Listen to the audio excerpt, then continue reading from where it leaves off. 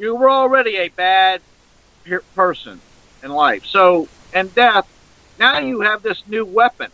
It's called 9 out of 10 people can't see or hear you, and you're a rotten person with devious mind and nefarious ways. So, you can see how, what I'm talking about, how they are going to be worse in death. Because now they've got another weapon to use, the weapon of invisibility to most human beings. So, yeah, they get worse. And over time, they get worse because they get to hone their skills as a spirit to be bad. So it can be a challenge sometimes. Yeah, definitely. Yes, I think that's interesting. I think I've come across all these different theories about what ghosts are, and like you say, how they can be different on various things. Now, I heard that when people do a post-mortem, that there's a 20-gram difference when they do the post-mortem, and a lot of people think that is the soul. What do you think? Well, here's the thing on that. This was done, I don't know the exact date, but it was early 1900s, I believe, and the exact figure was roughly an average of 21 grams. And what it is, that these people that died, and to validate anything scientific or to prove it, you have to repeat it more than once. Well, they had several people, and the beds were scales, and they volunteered for this, and I believe they paid the family something for their time.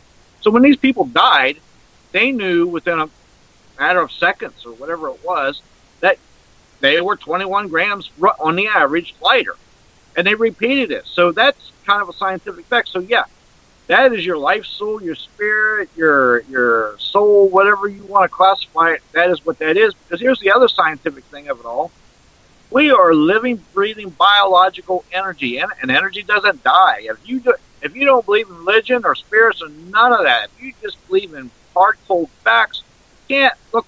If that's your case, you can't pick and choose your facts, because here's the fact one: yeah, when they die, you weigh 21 grams lighter. That's one. Number two, we're all energy, and energy does not disappear or leave. It just transforms to another thing, like water to ice, the gas or whatever. It just changes form. It doesn't disappear. You can't deny those facts of physics or whatever in our scientific world. You can't change them. You can't pick and choose. Say, well, them ones don't work. It is what it is. Now, I read something the other day that said about the soul does not die, and it's from a scientist called Dr. Stuart Hameroff, and basically it's called orchestrated objective reduction.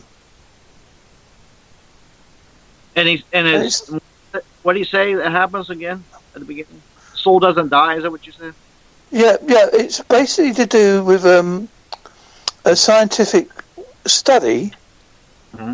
The scientist theory is they call it the orchestrated objective reduction. Mm-hmm. Well, I agree 100%. In my world, the soul doesn't die. Matter of fact, you reincarnate a few times till you get to a certain spiritual level on the other side. When you get to that level, then you become like I don't know what you want a word you put on it. Maybe kind of get an analogy to. But anyway, yeah, you reincarnate. Matter of fact, you reincarnate several times over until you learn life's lessons, and you've reached that spiritual level. And people that are in your life today were always in your life in some shape or form. Maybe your mom, maybe your dad was, maybe your sister in this life was your dad another lifetime. But you interact. It's like everybody has a role to play in a movie. We all have our roles to play. We have life's lessons to learn off each other. And we go through a lifetime. We go to the next until we all reach a certain spiritual level. And then you're kind of like you're with the elders, so to speak. Okay, James, we're going to go over to a break now. So Okay. We shall carry on our conversation after the break. So I'll see you after the break, James. Okay.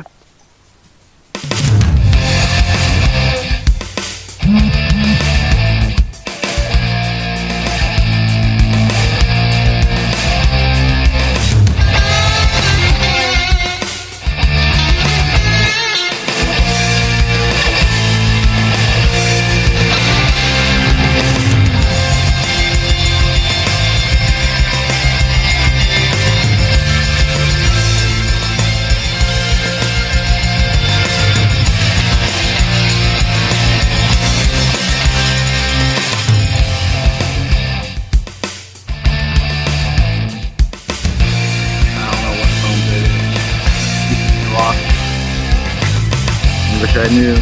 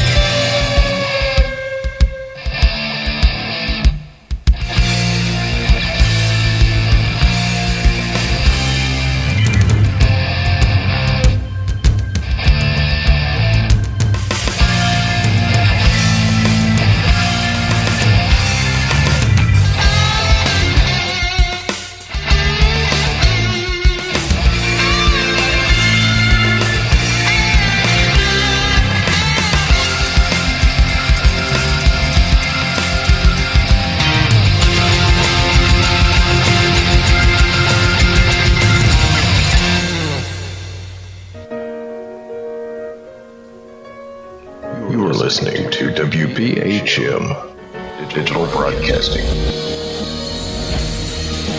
the best in paranormal talk radio.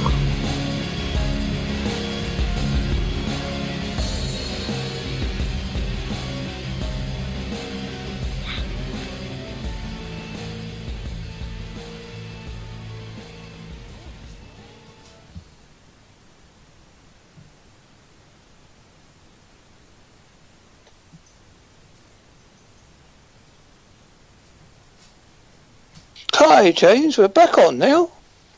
Sorry about the delay. Not a problem. Right. We was having a good conversation. Now, you mentioned that you like to help people with paranormal problems every day. Now, right. Can you go into a little bit of depth about that? Mm-hmm. Yeah. Every day I'm either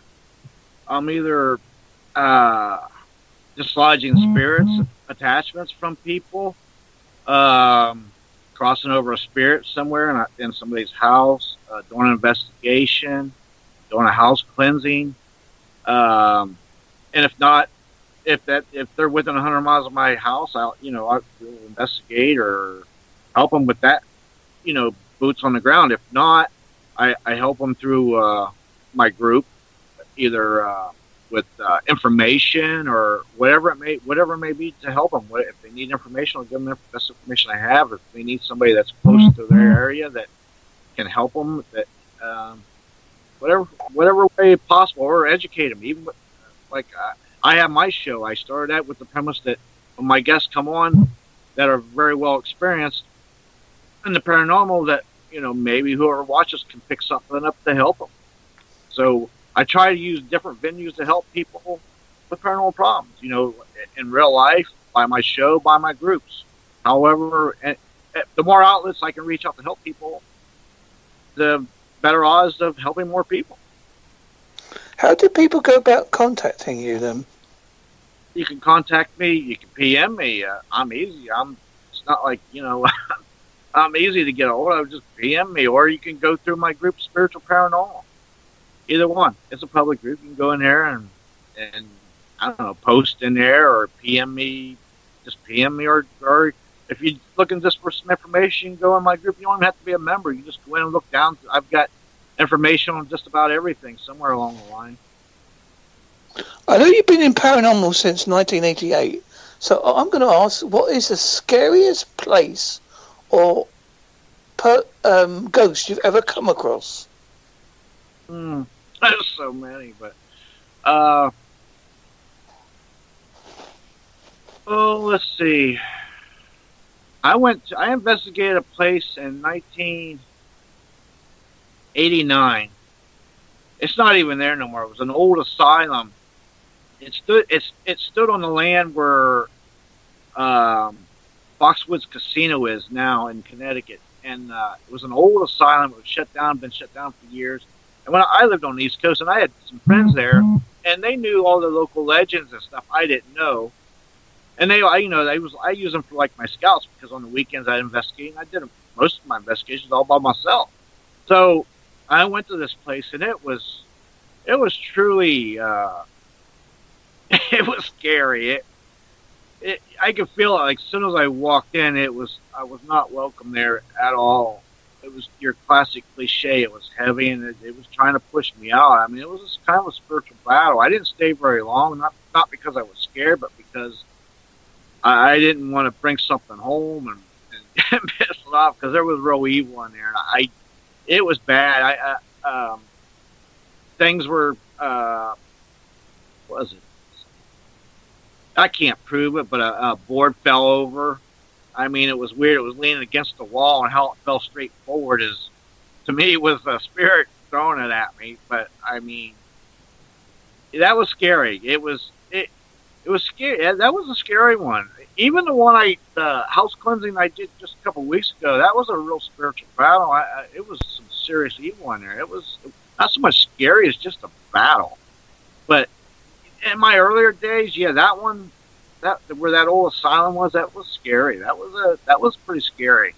I mean, there was another. As I tried to have in the early days, have people go with me, and because I worked for this company, and I had 3 guys working for me. We was digging ditches all day, and they seemed to be tough guys. And I'd always bust my balls. And I said, well, this weekend I investigate all by myself all the time. Would you guys come with me?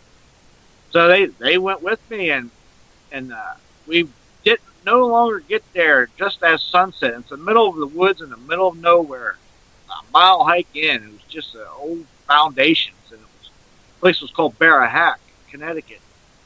And we get there, and I right away hear these ungodly noises. I knew what it was, because I grew up in the woods, and I turned around to tell them what it was, and all I seen was elbows and running out of the woods. They was gone. They wasn't there a minute. What it was just some deer rutting and making some weird noises. Deer can make some weird noises, and that's what it was. But I mean, that was kind of a scary place too, because there was shadows. I seen shadows, and I got some EVPs and stuff, and they weren't very pleasant. But those are just a couple examples over the last 30 years, from top beginning to end, so to speak.